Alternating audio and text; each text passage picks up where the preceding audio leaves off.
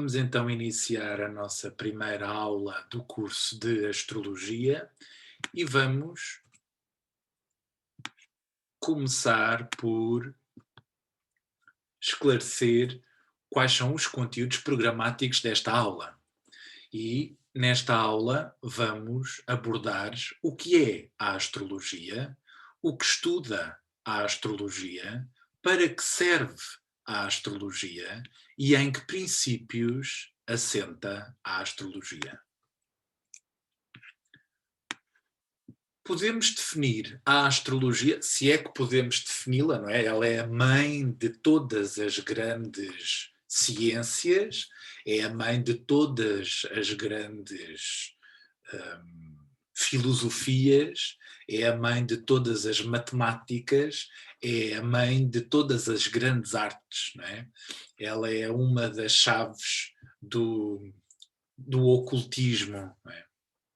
Podemos definir a astrologia como uma linguagem simbólica que traduz os movimentos planetários em processos significantes. Portanto, a astrologia é uma linguagem simbólica que estabelece nexo, que estabelece relação, que estabelece intenção e significado, mas mais do que intenção e significado, a palavra-chave aqui é relação. A astrologia estabelece relação entre o homem e o cosmos.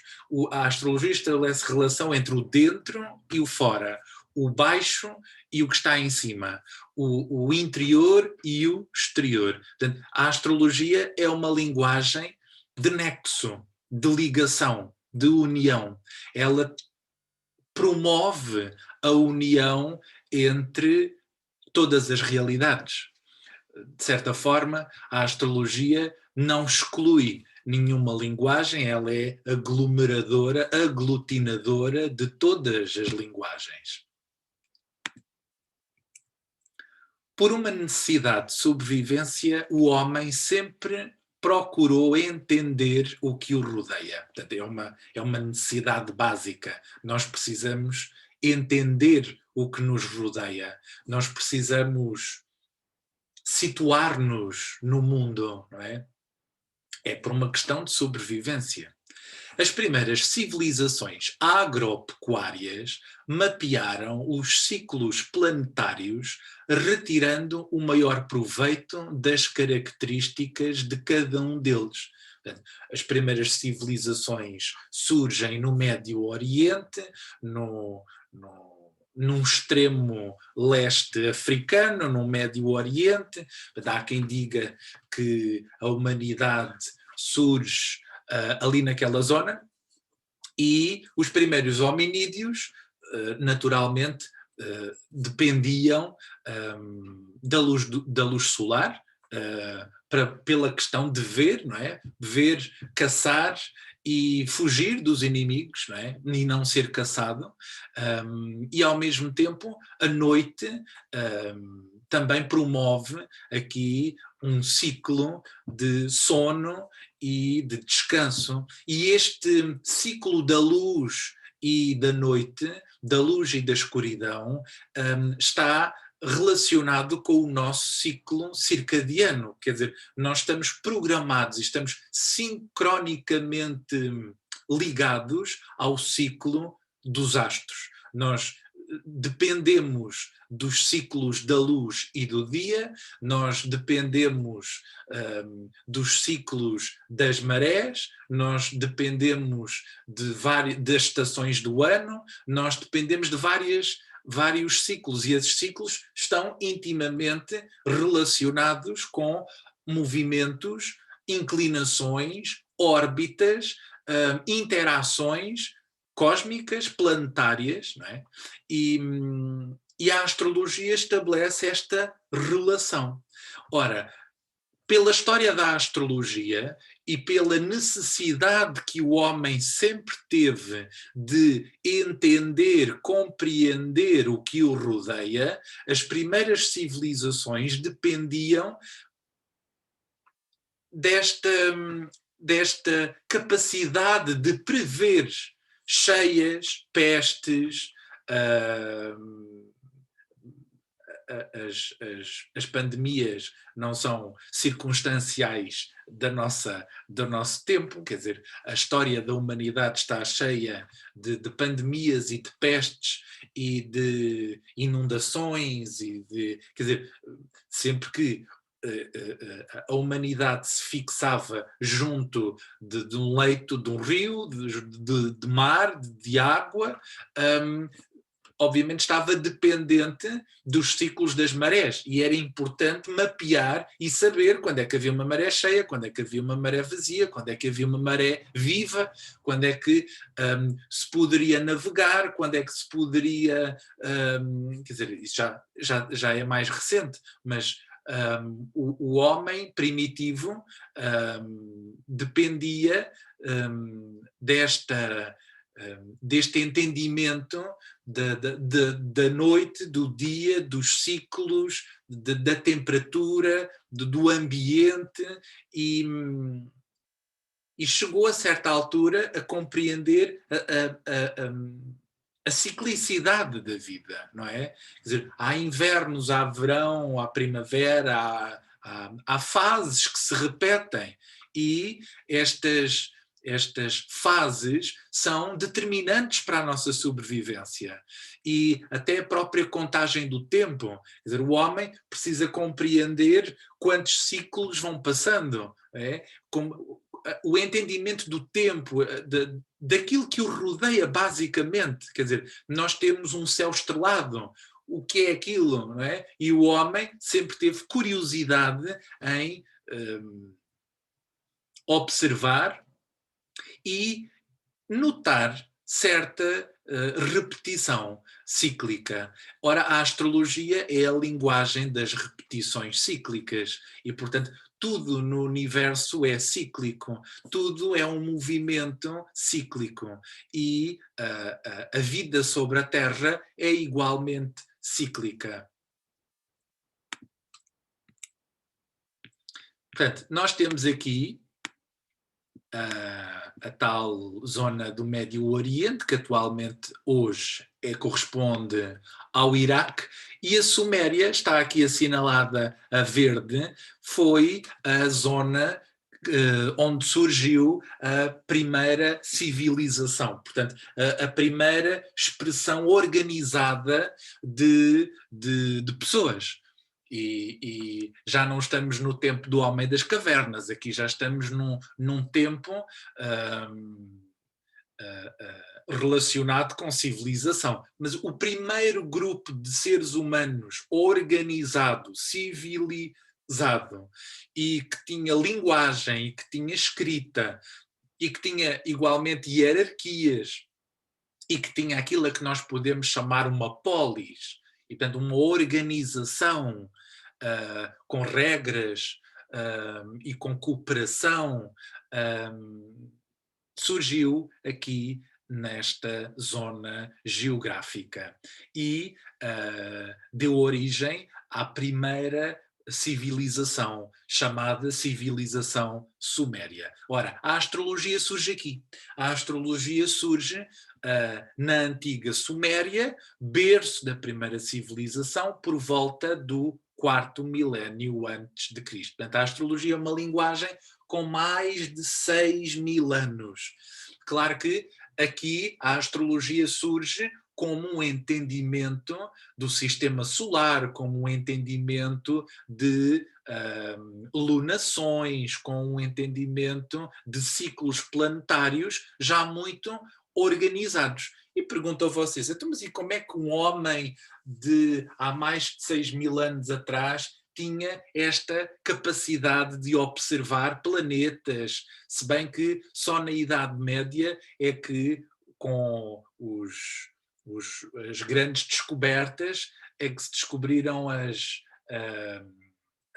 luas de certos planetas e até mesmo planetas que não se conseguem observar a olho nu foram observados mais tarde, no século XVIII, XIX e XX, mas o facto é que nesta altura surgem indicadores de que estes seres, esta civilização já conhecia, já tinha conhecimento sobre o sistema solar. E algumas teorias, chamadas teorias da conspiração, dizem que seres vieram à Terra transmitir à humanidade este conhecimento astrológico. E, portanto, a astrologia surge vinda, sabe-se lá de onde, mas surge de um momento para o outro com uma linguagem muito organizada, muito esclarecida, com... E porquê que se sabe disto? Porque existem tábuas de argila fossilizadas com estas informações, quer dizer, há imagens de sistema solar, há imagens de Urano, Neptuno e Plutão, que são planetas que só se descobriram recentemente com o uso de telescópios, e na altura estes povos já sabiam desses planetas, e portanto já até há... na altura já havia conhecimento das suas órbitas, das suas translações, e é muito interessante nós questionarmos este conhecimento, não o conhecimento da astrologia, mas a sua origem, como é que ela surge, de onde é que ela vem. Quer dizer, o homem das cavernas, por mais que observasse os astros, ele não tinha como distinguir o que é uma estrela do que é um planeta, não é? Porque ambos, por vezes, podem se confundir, mas na verdade, quando eu olho à noite para o céu, uma estrela cintila, portanto emite radiação, ela tem luz própria, um planeta não, um planeta quanto muito pode refletir a luz de outra estrela, portanto a luz do Sol, que é a nossa estrela mais próxima, mas para um homem pré-histórico, a astrologia surge simplesmente na sua necessidade de se adaptar aos ciclos do dia e da noite e, como se isso não bastasse, das circunstâncias para subsistir, para caçar, para pescar, para se reproduzir, para expressar o seu território e, portanto, de certa forma, o homem precisava entender os ciclos, não é? As estações do ano, as influências a que ele estaria sujeito. Quer dizer, eu não posso mudar o facto de ser verão e estar muito calor e por mais que eu queira, a minha vontade não consegue mudar essa manifestação, essa expressão.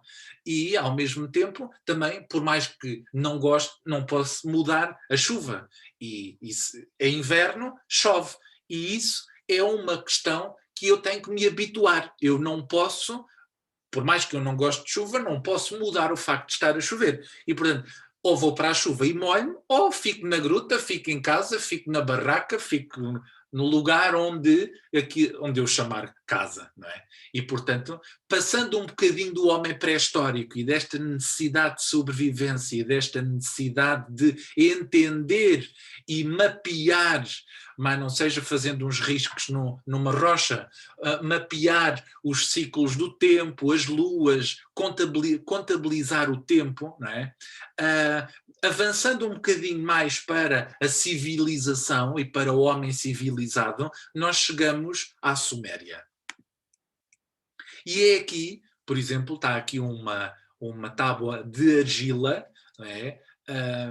E é interessante que alguns cientistas questionam que, na verdade, há mais de 6.000 anos o homem não poderia desenhar estas coisas e, portanto, estaria a usar a sua imaginação. Mas, para alguns cientistas, isto foi um estudo muito desenvolvido por um cientista chamado Zecharia Sitchin, foi ele um grande pioneiro em decifrar a escrita suméria, e note-se que podemos ver aqui nestas imagens aquilo a que nós achamos que são discos voadores, aviões, gente a descer, naves,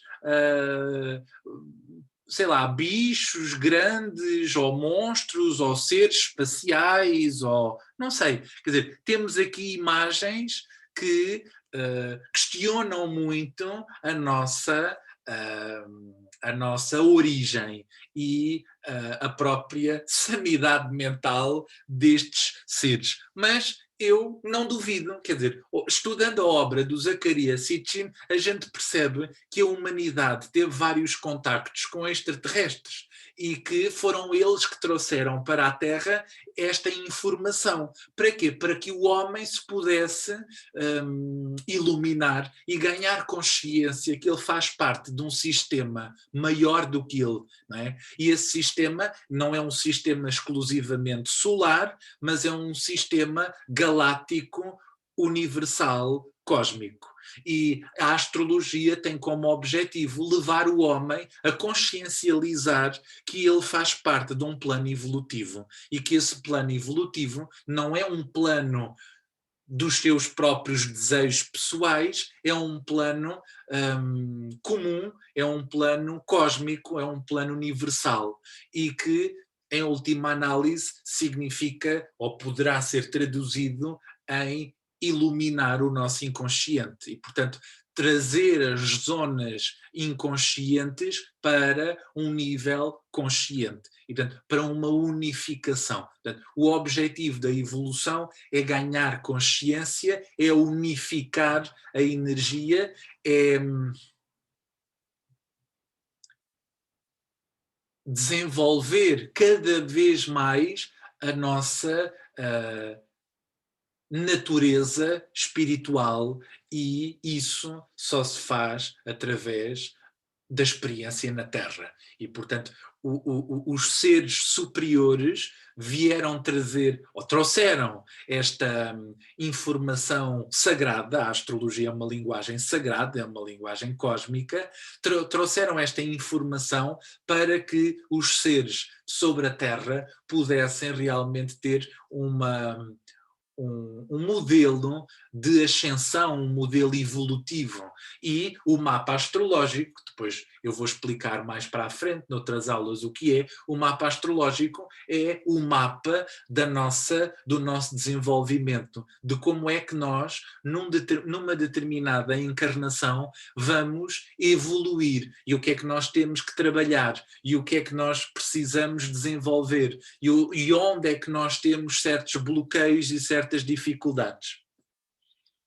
Mas aqui, nesta altura, a astrologia ainda não era usada para esta profundidade. Mas, naturalmente, a astrologia aqui tinha uma natureza muito de subsistência. E, portanto, eu precisava compreender os ciclos planetários para saber qual era a melhor altura para plantar, para colher, para subsistir, no fundo. A necessidade era subsistir. Nós precisamos de alimento para não morrermos à fome. E, portanto, eu preciso tirar o maior partido do que me rodeia para explorar e manter-me vivo, não é? É por uma necessidade básica de sobrevivência. Portanto, para os sumérios, foram os deuses que trouxeram o conhecimento para a Terra e, igualmente, toda a informação sobre o sistema solar no qual estamos inseridos.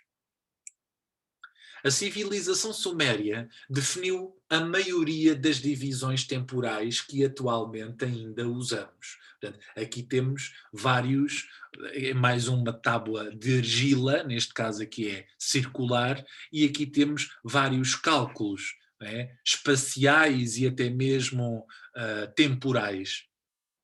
Os 12 meses do ano foram traçados e foram definidos. Havia um calendário, não é? Um mapeamento do ano, e a própria percepção de tempo é astrológica. não é à toa que nós chamamos um ano a uma translação da Terra à volta do Sol. E com as suas 12 lunações, e portanto com os 12 meses. Portanto, aqui havia um calendário lunar, havia um calendário sol-lunar. Os 12 meses do ano, os 7 dias da semana, que interessante, os dias da semana depois vão ter meses, vão ter nomes de planetas e de deuses astrológicos e de deuses planetários. E, portanto, na altura, os planetas eram tidos como seres superiores. Os planetas eram cultuados, tinham culto.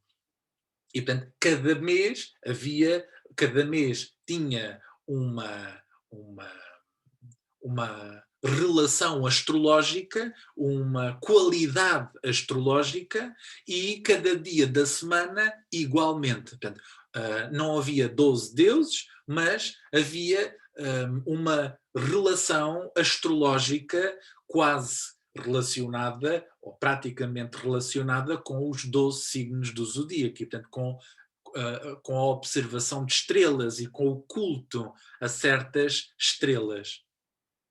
E com o culto a certos rituais de considerar o céu e o infinito. Portanto, os 12 meses do ano, os 7 dias da semana, os 360 dias do ano, os 60 minutos de uma hora, os 60 segundos de um minuto e a divisão do céu em 12 partes, a que correspondeu os 12 signos do zodíaco, é igualmente um achado e eu diria até uma conquista destes povos sumérios. Estas divisões temporais em 12 partes da astrologia suméria serviram de base depois à astrologia na Grécia e na Índia. Portanto, é a partir da Suméria que depois o conhecimento astrológico, o conhecimento científico, a ciência e a astrologia sempre estiveram ligadas. Ele depois parte para várias partes do globo. Portanto, vai para a Grécia, vai para a Índia e depois vai para as restantes áreas do globo, nomeadamente a parte ocidental e a chinesa. E cada uma vai desenvolver uma astrologia e uma percepção astrológica. A astrologia grega é diferente da astrologia hindu, a astrologia chinesa é diferente da astrologia ocidental, e portanto a base é suméria, mas depois cada uma vai cultuar e cultivar certos temas e deuses e animais e realidades que diferem entre elas. Portanto, nós temos aqui uma imagem de um povo, não é? De uma aldeia, de um conjunto uma pequena civilização, um aspecto civilizacional, um aspecto de organização de seres humanos, não é? É isso a que nós chamamos uma polis, uma cidade. Aqui não sei se podemos chamar cidade, se aldeia, enfim. Temos aqui uma imagem ilustrativa desta relação e desta mútua dependência entre os homens que se juntaram e procuraram tirar o maior partido das condições da natureza. E, portanto, procuraram trazer água para os seus pastos e plantar cereais, e desses cereais alimentar-se e subsistir. E temos aqui as primeiras embarcações e, portanto, a pesca, temos aqui a pastorícia, temos aqui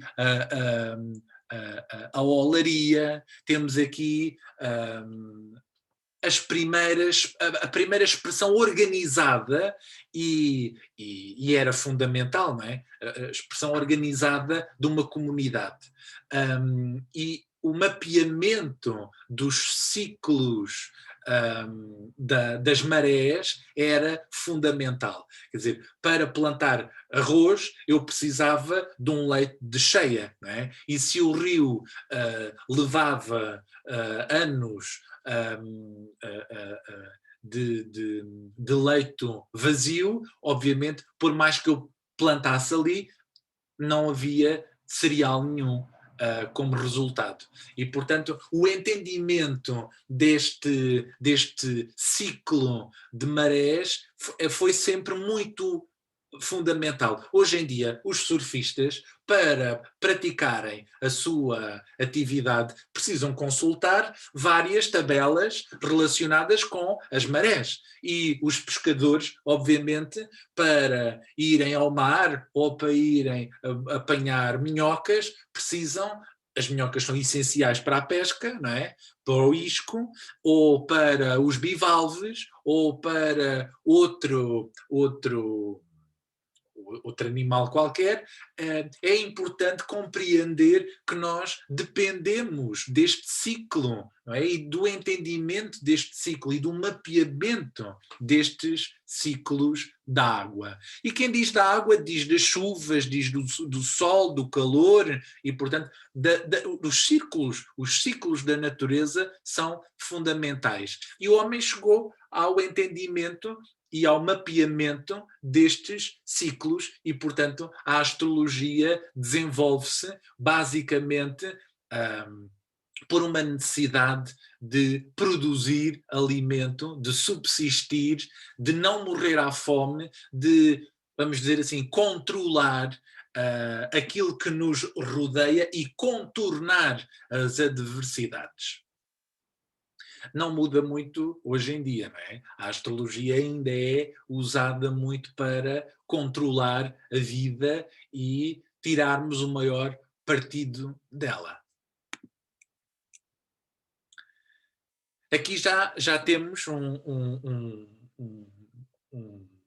um povo, uma civilização mais evoluída. Portanto, aqui já temos as pirâmides e os egípcios, onde as condições atmosféricas ao começo do dia indicavam como seria o dia seguinte.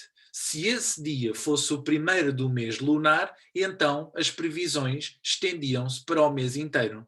Se fosse o primeiro do ano, valiam para o restante do ano. Portanto, as primeiras técnicas de previsão e de controlo e de entendimento da realidade surgem muito relacionadas com as condições atmosféricas. E, portanto, o início do mês poderia servir para tirar uma ilação sobre o resto do mês. E o início de um ano, a temperatura, as condições atmosféricas, poderia servir para, e até mesmo a umidade e as condições da natureza, poderia servir para tirar uma ilação sobre o resto do ano. Devido à ciclicidade da vida, é possível prever eventos futuros. Claro, eu posso saber exatamente a que horas é que o sol vai nascer amanhã, e a que horas é que vai começar a primavera, e a que horas é que o sol se vai pôr. E isto é uma previsão. Porquê? Porque eu consigo saber o movimento, a velocidade de cada astro e, obviamente, sei quando é que cada evento, não é? Estes eventos cósmicos, celestes, astrológicos, se dão. Imaginem que quando um astrólogo da antiguidade soubesse que um determinado eclipse, um determinado momento de escuridão durante um dia ia acontecer. Quer dizer, um astrólogo poderia passar, tanto que passou muito, por um guru, por um ser com poderes sobrenaturais. Porquê?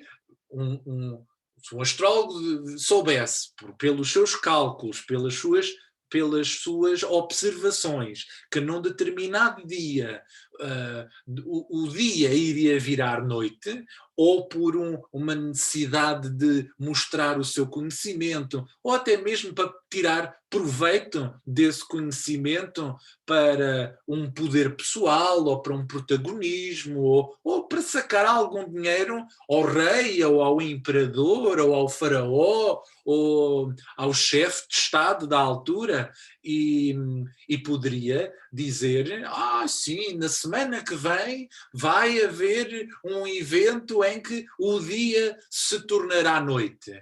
E se não me derem tanto dinheiro ou aquelas terras, eu estou a fantasiar agora, mas não duvido que isso tenha acontecido. Se não me derem aquelas terras, se não me derem estes favores, pois eu vou tornar o dia noite. E através de um evento astronómico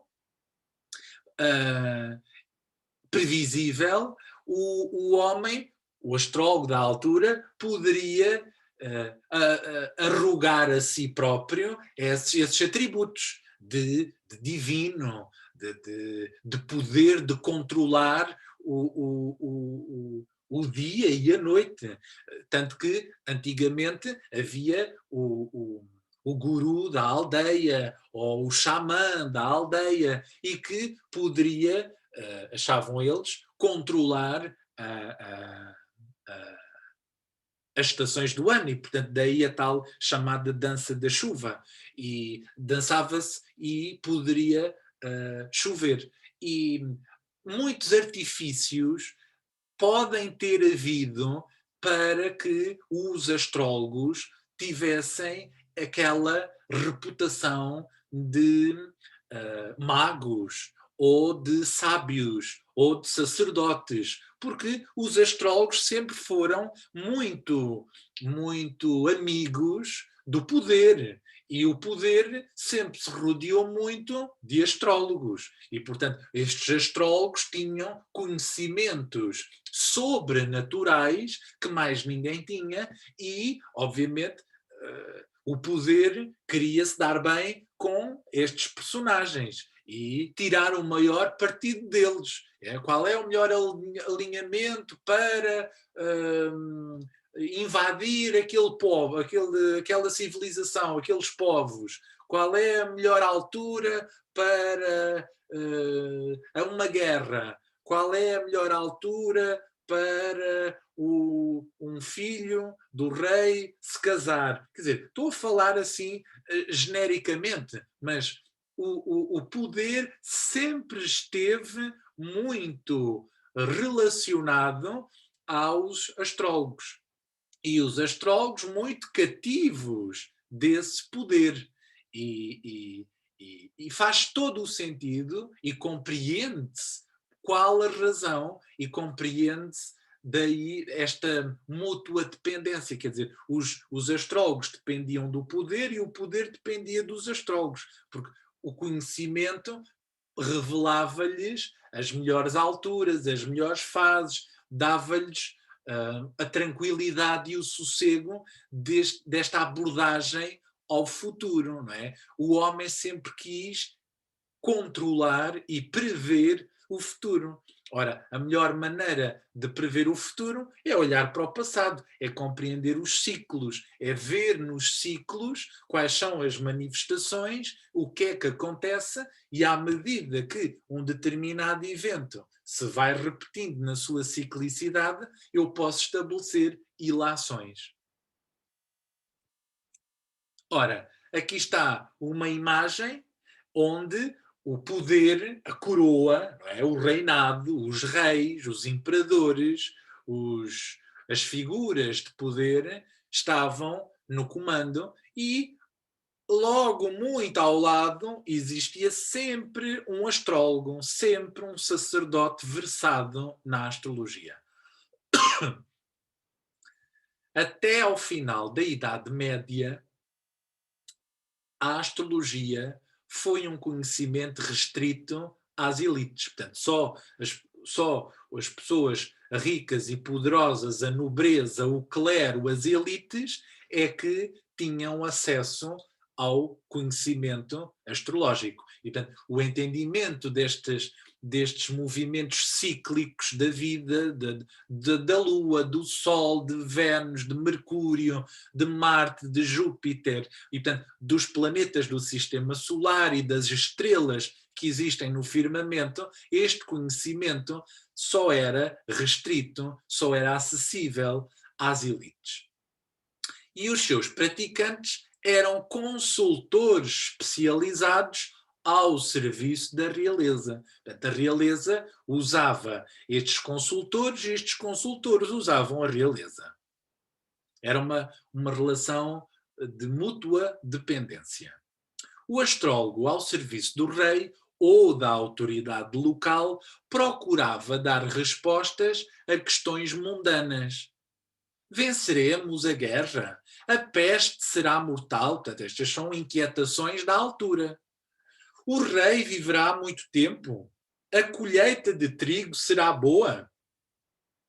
Isto são tudo questões válidas e pertinentes para sossegar a inquietação do poder. Apesar da finalidade eminentemente mundana, básica, corriqueira, mesquinha e fútil, não é? De um certo modo, mas de outro ponto de vista essencial e fundamental, não é? A astrologia jamais deixou de revestir-se de sacralidade. Portanto, ela jamais deixou de ser uma linguagem que nos remetia para o sagrado, para o divino, para o espiritual, para a evolução, para a transformação. São tudo palavras muito recentes.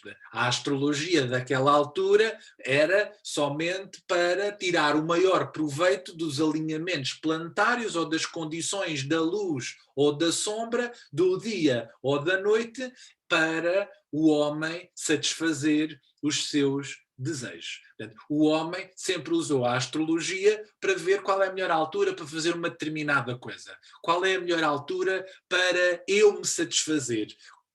Estou numa boa altura para isto ou estou numa boa altura para aquilo? Mas o homem somente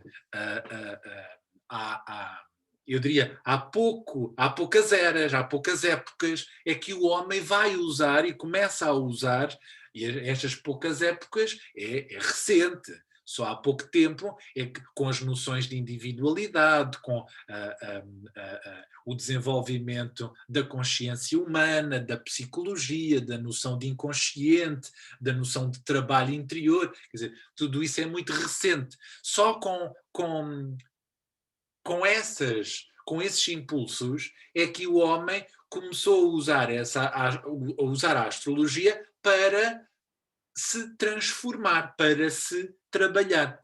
A astrologia, mais do que revelar a ciclicidade das coisas, ela pode ser usada para nos trabalharmos, para nos situarmos, para nos transformarmos.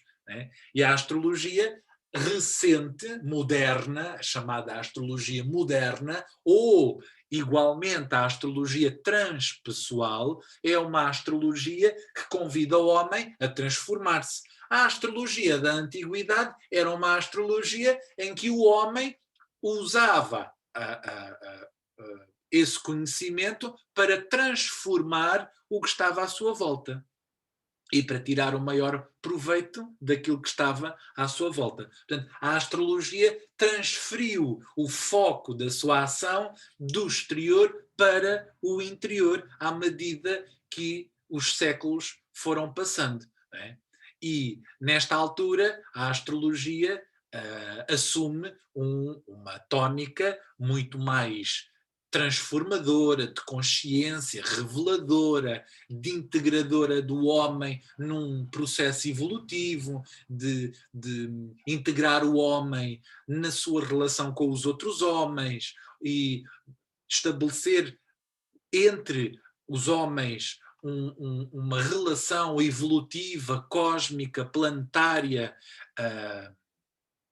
é algo muito recente. Quer dizer, antigamente a astrologia era sagrada, sim, mas eram os deuses lá em cima e eu tinha que lhes dar incensos e cantos e rezas e ofrendas, mas o trabalho interior está quieto, quer dizer, era algo, era algo que não se fazia. Ou, de certa forma, fazia-se, mas não era com a profundidade que fazemos hoje.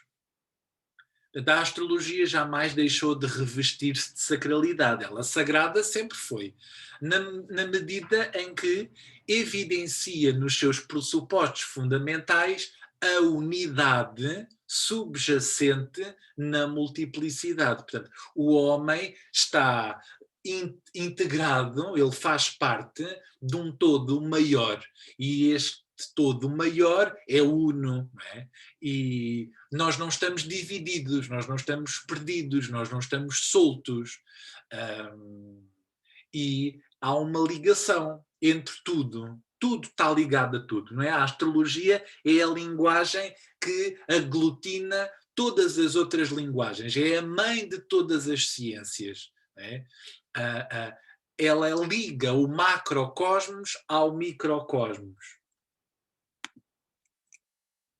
A partir do século XVII, com o movimento renascentista, portanto, já estamos a findar aqui a Idade Média, a Idade das Sombras, a Idade da Escuridão, a Idade da Religião, a idade do misticismo, a idade em que o homem achava que Deus estava lá em cima e mandava nele e castigava, e os deuses precisavam das suas ofrendas e do seu sacrifício, essa idade de obscurantismo, essa idade em que o homem não conhecia a sua divindade e a sua realidade interior e psíquica e mental e crítica, não é?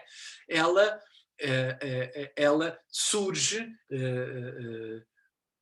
posteriormente a essa postura mais obscura, surge um movimento renascentista. Portanto, o homem começa a questionar, começa a duvidar, começa a pensar, começa a criticar. Vêm os movimentos todos do iluminismo, vêm os movimentos todos que vêm pôr um fim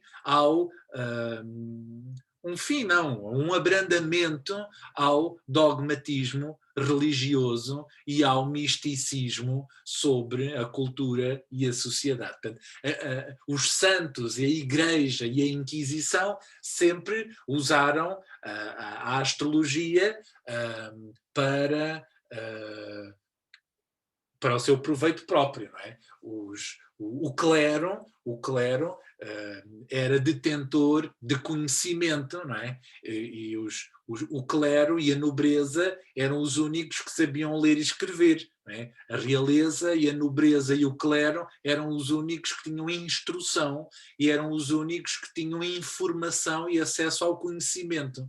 E o povo vivia na sua maior ignorância, a ser explorado e a pagar o seu soldo e a fazer os seus atos de sacrifício, e viveram durante muito tempo debaixo de um clero que usou a religiosidade para dominar e para controlar tudo e todos. E, portanto, toda a informação astrológica também esteve na mão do clero, e a astrologia, de certa forma, foi absorvida pelo clero, e com esta absorção anulou-se muita informação básica e essencial, não é? E, portanto, o clero usou a astrologia para controlar e para manipular a realeza, não é? E tirar dela o maior proveito. Ora, a astrologia e a astronomia, que sempre estiveram ligadas e foram sempre a mesma coisa, no século XVII separam-se. E, igualmente, começa a haver uma separação entre religião e poder. Começa a haver uma dissociação entre as várias áreas e culturais e sociais e filosóficas. E, neste caso, espirituais.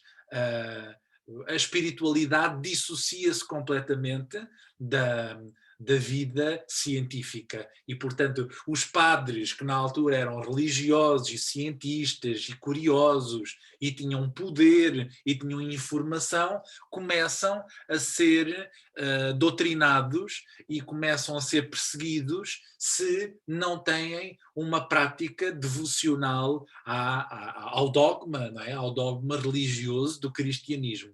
E que e começam aqui a existir ocultações de informação e começa a existir aqui uma separação muito grande e uma radicalização muito grande de várias áreas. E como nós vamos perceber, muito bem, não é?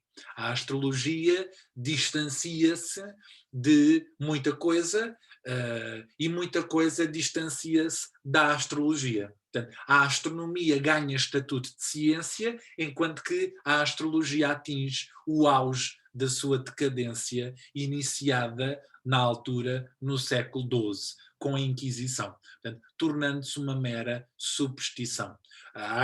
Os católicos nunca gostaram da astrologia. Quando os astrólogos começaram a atrair a atenção do rei, da realeza, o clero ficou muito indignado. Não, a gente quer é que o rei reze e cumpra as penitências e cumpra a sua religião e se não cumprir os seus preceitos e as suas normas e os seus rituais, não pode ser rei.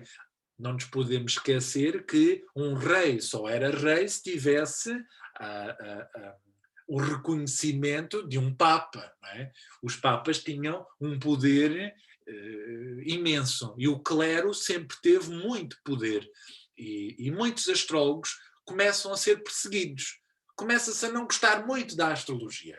E começa-se, ou acaba-se, a não gostar nada da astrologia. E, portanto, muitos vão para a fogueira, muitos são perseguidos, e é interessante questionarmos por que será? Por que terá sido assim? Não é?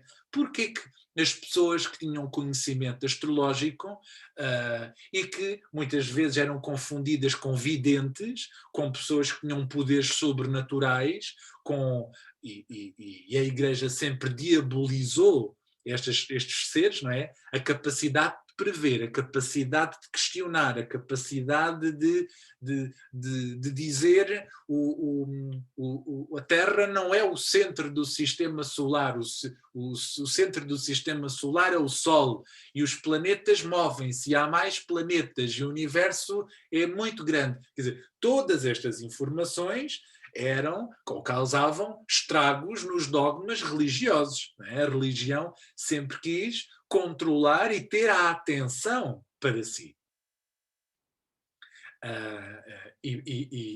Portanto, quando o clero começa a perceber que estes astrólogos têm posturas demasiado incómodas e inconvenientes, caçam-nos e perseguem-nos e matam-nos e queimam-nos e destroem a informação.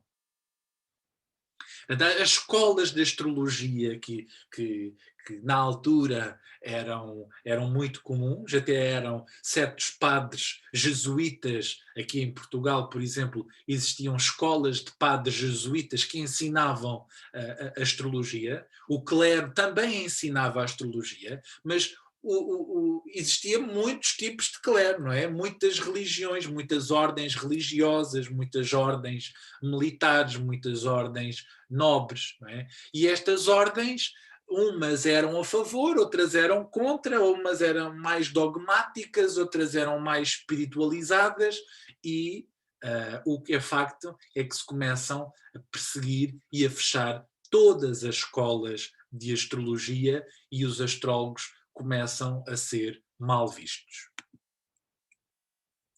Este facto permitiu à astrologia sair do confinamento das cortes, das restrições do clero, das pressões do rei e da rigidez académica. E, portanto, os astrólogos que estavam cativos das cortes, que estavam cativos do clero, que estavam completamente obrigados a esclarecer o rei e a esclarecer as necessidades mundanas do clero e da nobreza, destas pressões e desta rigidez académica, ora, tudo isso acabou. Tudo isso chegou a um ponto de total liberdade. Portanto, os astrólogos foram perseguidos, foram excluídos, foram diabolizados e, com isto, deu-se uma revolução muito grande no conhecimento astrológico. Quer dizer, a partir do momento em que eu já não tenho que servir o rei para lhe dizer nada, nem estou preso ao clero, nem tenho que prestar culto assim ou daquela maneira, estou livre. Pela primeira vez em séculos, a astrologia pôde tornar-se contra a cultura. Destituído de estatuto oficial do rei, da realeza, e julgado ao limbo da obsolência, não é? E ao mesmo tempo da sobrevivência, porque os astrólogos deixaram de ser pessoas, deixaram de ser personas gratas dentro da realeza, portanto foram empurrados para fora da realeza e, portanto, naturalmente devem ter passado necessidades. O astrólogo dos últimos 300 anos foi obrigado a perguntar-se seriamente o que fazer com o seu saber. Portanto, o que é que eu agora faço? Já não tenho o rei, já não tenho o clero, já não tenho a nobreza, já não tenho os chefes de Estado a pedirem-me quando é que uma coisa é assim, quando é que uma coisa é assado. Portanto, eu agora, ou os astrólogos da altura, dos últimos 300 anos, depois desta revolução ideológica e filosófica da Renascença, os astrólogos dos últimos 300 anos foram obrigados a questionar-se, e agora, o que é que eu faço com o meu conhecimento, com o meu saber, com esta arte, com esta linguagem? E, portanto, viraram-se para outras áreas, viraram-se para outras correntes. Da multiplicidade de respostas a esta questão crucial, surgiu a pluralidade de caminhos da astrologia moderna. Uma parcela significativa da comunidade astrológica preferiu manter-se apegada à tradição das técnicas anteriores ao século XII. Portanto, a adivinhação, a previsão, portanto, estas técnicas eram chamadas muito medievais e muito tradicionais. A astrologia chamada astrologia tradicional, ela visa muito a adivinhação e a previsão. A astrologia dita moderna e transpessoal, ela visa e tem como objetivo a transformação do homem. E, portanto, o homem vai usar a astrologia para se transformar e para ser convidado a participar num plano evolutivo. Uma coisa muito nova, não é? É nova, completamente nova. Usar a astrologia, em vez de saber quando é que é dia, quando é que é noite, quando é que está a maré cheia, quando é que está a maré vazia, quando é que é a altura para fazer isto, quando é que é a altura para fazer aquilo. Usar a astrologia para me confrontar com a minha necessidade de transformação é algo completamente novo. Enquanto outras correntes de fundo transpessoal e esotérico começam a surgir no século XIX, com o surgimento dos movimentos teosófico, Rosa Cruz e Alice Bailey. A teosofia, o esoterismo vem propor e vem resgatar novamente a astrologia. E, portanto, surgiram vários movimentos que vão usar a astrologia para, por exemplo, o movimento da psicologia, da psicoterapia, quer dizer, vai buscar a astrologia como uma ferramenta de entender a psique, vai usar a astrologia como uma ferramenta de entender o homem por dentro. A Alice Bailey, uma escritora esotérica inspirada pelo mestre Svalkul, a Alice Bailey diz num dos seus livros, psicografados, inspirado, não é? Ela diz que a astrologia, durante muitos séculos, foi excluída, não é? Mas que iria ressurgir como uma ferramenta essencial à evolução da humanidade. Portanto, a própria Alice Bailey confere à astrologia ou vê na astrologia uma ferramenta essencial, essencial e profunda para a evolução da humanidade, no entendimento do seu papel e no entendimento da, da sua evolução.